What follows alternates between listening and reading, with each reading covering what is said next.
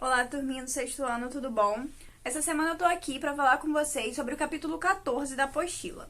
Bom, o capítulo 14 é um capítulo que vai trazer pra gente uma nova parte dos estudos da história em quadrinhos e também no estudo da língua, o estudo de frases, né? Tipos de frases, o que é uma frase. Então, para trabalhar isso, o livro começa com uma tirinha, né? Com uma história em quadrinho, na verdade, do Calvin, que é uma criança cheia de imaginação, né? E traz isso para a história. E também uns outros efeitos que a gente vai observar, né? Melhor fazendo os exercícios correspondentes que são típicos da história em quadrinhos. A seção cult do livro, né? Que é aquele quadradinho meio que lilás, ele traz pra gente uma ótima sugestão, uma sugestão bem divertida, que é de uma história em quadrinho, né? De uma disputa, na verdade, entre o Cascão e o Cebolinha. É um episódio da Turma da Mônica que se chama Duelo em Quadrinhos. Então, o Cascão e o Cebolinha, eles duelam, né? Disputam para ver quem faz o melhor quadrinho. Depois dessa sugestão, o livro apresenta pra gente a proposta de produção textual. Então, a produção textual da semana vai ser para vocês colocarem realmente a mão na massa e produzirem um quadrinho. Na semana passada, vocês não precisaram, né, produzir um quadrinho ainda, mas essa semana sim. Então, o livro, ele conta pra gente que muitas pessoas, né, as profissionais e amadoras também, gostam de se aventurar nesses universos dos quadrinhos. Gostam de desenhar quadro a quadro, de escrever esse gênero textual. E dessa forma, ele propõe que você pense em um fato, em uma história engraçada do seu dia a dia, do seu cotidiano, que você já tenha vivido entre a sua família, entre os seus amigos e etc. Relembre desse fato e organize um quadrinho com começo, meio e fim. O livro pede ainda que seu quadrinho tenha uma média de 9 quadros, né? 9 partes. Isso vai constituir uma HQ de uma página. Além disso, na página 408, vocês vão encontrar também um link sobre tutoriais de como organizar os quadrinhos, para ajudar vocês nessa missão, nessa tarefa. E algumas obras inspiradoras para vocês conseguirem fazer isso com louvor, né? Então, a gente tem sugestões ali de quadrinhos famosos, como o Armandinho, Charlie Brown, o Agar, a Mafalda, que vocês já devem ter ouvido falar, Seninha, Menino Maluquinho e outros. Além disso, o próprio livro ele já apresenta, né, numa página, o planejamento inteiro do quadrinho. É só você ir colocando ali o seu desenho, o seu planejamento de desenho, né, de imagem, e também o seu planejamento da fala do balãozinho, porque tem lugares específicos lá. Primeiro quadrinho, desenho. Primeiro quadrinho, fala. Segundo quadrinho, desenho. Segundo quadrinho, fala. E assim por diante. Depois de planejar, praticar, buscar referências, né? Vocês vão construir mesmo esse quadrinho. E aí pode ser numa folha A4, né? No papel ofício, se vocês tiverem, para anexar ao estudo dirigido e devolver à escola. Ou pode ser numa folha de caderno mesmo, tá, gente? Só que assim, tentem caprichar nos quadrinhos, colorir, organizar bem a história, né, para que aquilo ali fique legível, para que eu possa entender e avaliar legal vocês. Saindo dessa parte textual, a gente passa para o estudo da língua. O estudo da língua dessa semana, ele vai trazer pra gente conceito e tipos de frase. Então, a gente começa a ver esse conteúdo, né, desvendando o que é frase, sabendo, reconhecendo uma frase. Muita gente pensa que uma frase, né, são só várias palavras em conjunto. E não é verdade. Uma frase, né, é um enunciado de sentido completo. Esse enunciado, ele pode ter uma palavra ou 2, 3, 5, 10, né, desde que tenha um sentido completo. Então, quando alguém, né, grita socorro ou exclama alguma coisa, sei lá, puxa vida, enfim, né, essa pessoa, apesar de ter falado uma palavrinha, 2, né, ela já conseguiu transmitir uma mensagem de sentido completo. Só aquilo ali, né, dependendo da situação em que ela tá, já vai informar, já vai fazer o que ela precisa, que é se comunicar com o outro, com o interlocutor, se fazer entender. Bom, assim como a frase, ela pode ser bem pequena, né, bem reduzida em uma palavra, como esse socorro, por exemplo, dito por uma pessoa que está numa situação de incêndio ou de apuros, qualquer um que seja, né? Ela também pode ser uma frase bem longa, então constituída de diversas palavras, porque a gente não tem um limite de tamanho para a frase. O único requisito da frase é que ela seja um enunciado de sentido completo.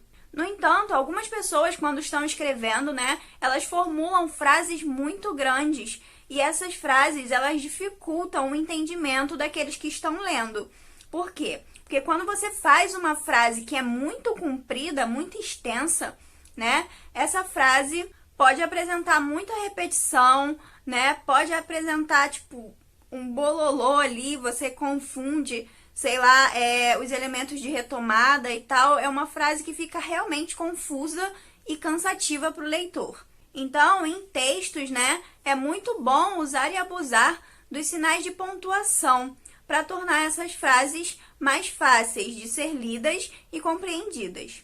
É importante frisar, que a frase ela também apresenta uma pontuação adequada. Então, sim, quando a gente começa uma frase, a gente precisa começar essa frase com letra maiúscula, porque aquilo ali indica o começo dessa frase, desse enunciado. Bem como, para finalizar essa frase, a gente precisa de um sinal de pontuação, Seja ele um ponto final, um ponto de exclamação, um ponto de interrogação, porque vai ser aquilo ali que vai marcar o fim do seu enunciado, da sua frase. Em se tratando de pontos, de sinais de pontuação, o livro traz pra gente uma pequena tabela lá na página 411. Essa tabela diz pra gente, em que tipo de frase a gente usa cada tipo de pontuação.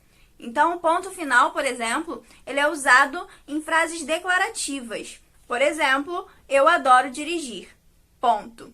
Então, eu estou declarando algo. O quê? Que eu adoro dirigir. Logo, eu vou empregar o ponto final. O ponto de exclamação, ele é utilizado em frases exclamativas. Como você dirige bem? Ponto de exclamação. Então, eu estou exclamando algo, Eu estou colocando uma determinada emoção ali também, Eu estou fazendo um elogio. Logo, eu utilizo o ponto de exclamação. O ponto de interrogação, que não tem como errar, é utilizado em frases interrogativas, em perguntas. Então, você sabe dirigir? Ponto de interrogação, Porque é uma pergunta direta. E as reticências, que são utilizadas em frases reticentes, Em frases que não estão completas ou que deixam algo meio que no ar.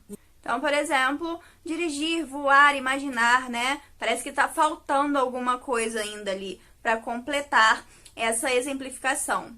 Tirando esses sinais de pontuação, a gente tem na língua portuguesa outros sinais, que são a vírgula, os dois pontos, o ponto e vírgula e etc. Mas acontece que esses sinais, eles não servem para encerrar frases, mas sim para organizar essas frases e indicar uma subdivisão, de ideias dentro dessas frases.